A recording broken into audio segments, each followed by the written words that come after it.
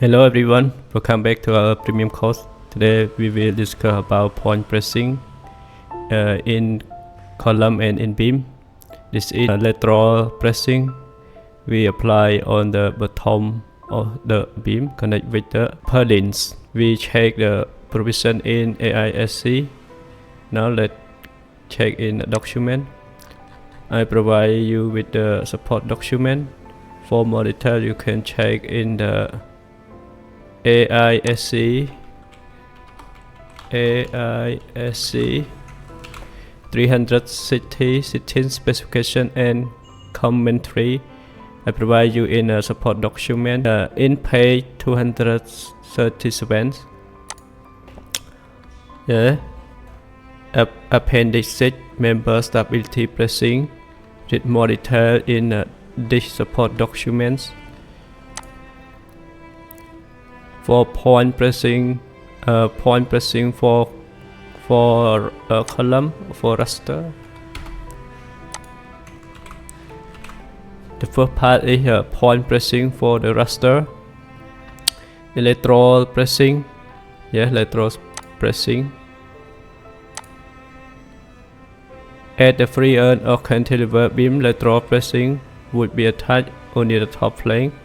For the press beam subject to the ball curvature bending, pressing should be attached near both flanks at the pressing point, near the intersection point. You can check more in our model. The location is the inflection point.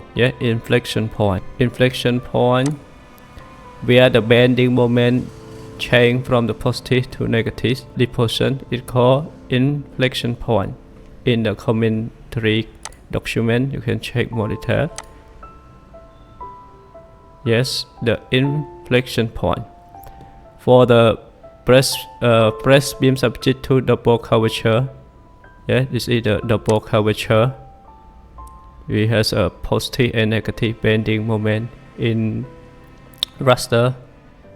The ball curvature should be attached at near both planes.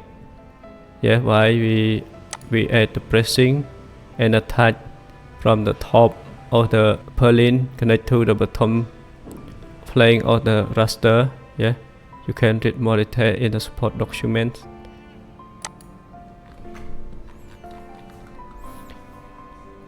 There are two requirements you must to complete. The first is the required strength, and the second is the required stiffness. Point pressing in raster. And for this section, you can check and verify with local backlinks. You can use L or use whatever section. You can connect from the bottom raster to the purlin. In point pressing for column, also there are two requirements for strength and required stiffness. In the column, is equal to 1%. You take 1% of ultimate limit state load combination or axial force in the column, ultimate axial force in column to verify.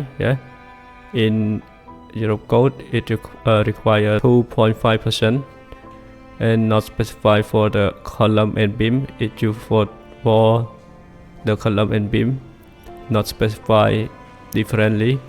And in AISC is specified differently. For the column, you only 1% axial force in the column to verify. And how you can check and fill with the requirement to calculate the point pressing. I hope you enjoyed the tutorial. For more detail, can check in support document page 225. Thank you for your watching. Thank you.